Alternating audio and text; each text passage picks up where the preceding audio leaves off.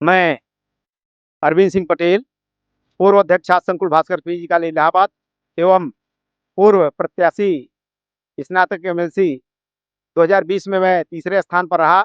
और इस समय मैं सभी नौजवान साथियों से गुजारिश करना चाहता हूं, सभी जितने भी स्नातक हैं, चाहे नौजवान हो चाहे बुजुर्ग हो, सभी लोगों से चाहूंगा कि वो अपने बीच के साथी जो समस्याओं को लड़ता रहा हो इस समाज में, उन्हें मतदाता बने और उन्हें मतदान करके विजयी बनावे। 3 साल पुराने ग्रेजुएट ही मतदाता बन पाते हैं। जैसे 25 में मतदाता बन रहे हैं तो 2022 तक जो ग्रेजुएट होंगे, 1 नवंबर 2022 तक जो ग्रेजुएट होंगे वही मतदाता बने। चाहे उनकी उम्र 100 साल हो, 150 साल हो, अगर जिंदा है तो भी मतदाता बन सकते हैं, ग्रेजुएट हैं तो। इस समय जो स्थितियां चल रही हैं देश और प्रदेश में, इस स्थितियों से निपटने के लिए युवा बेरोजगार सड़कों पर घूम रहा है। उनकी समस्याओं को उठाने के लिए हम लोग सदैव तत्पर रहेंगे कि युवाओं को रोजगार मिले। 2020 में मैं स्नातक एमएलसी का चुनाव लड़ा था और तीसरे स्थान पर रहा। दरअसल स्नातक एमएलसी का जो चुनाव होता है ये बहुत बड़ा क्षेत्र होता है।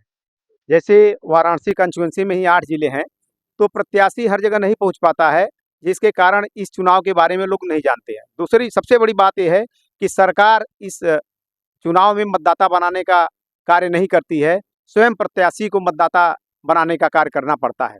सरकार अगर अपने बूथ स्तर पर जैसे अन्य निर्वाचनों में मतदाता बनाने का कार्य करती है, इस चुनाव में भी सरकार की जिम्मेदारी होनी चाहिए कि वह मतदाता को जागरूक करे और बूथ स्तर पर अपने कर्मचारियों को लगा करके बीएलओ बना करके मतदाता बनावे, तो निश्चित तौर पर जन जागरण होगा। अच्छा, एमएलसी का क्या कार्य क्षेत्र, क्या दायित्व होते हैं? एमएलसी के कार्य क्षेत्र वही होते हैं जो एक विधायक के होते हैं। मेरा स्नातक एमएलसी है और कार्य क्षेत्र जो है जैसे 8 जिले का कार्य क्षेत्र है, तो विकास के जितने कार्य जो है वो शिक्षा से ही जुड़े होंगे, कॉलेज, यूनिवर्सिटी और प्राथमिक विद्यालय, ऐसा कुछ भी होता है? ऐसा कुछ नहीं होता है। विकास के जो कार्य हैं, जैसे शिक्षक एमएलसी होता है तो चूंकि शिक्षकों से जुड़ा हुआ मामला होता है, तो वहाँ इंटर कॉलेजों में, डिग्री कॉलेजों में, यूनिवर्सिटियों में जो है अपना इन्वेस्ट करता है, क्योंकि उनके वोटर वहाँ होते हैं।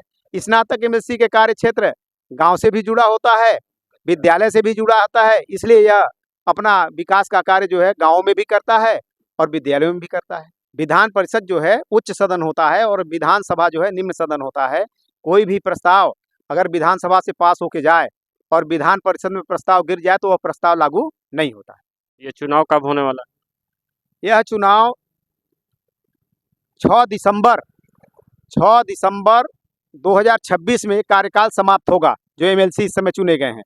तो उसके पहले अर्थात नवंबर 2026 के लास्ट में चुनाव होने की संभावना है। अभी कोई तिथि डिक्लेयर नहीं है।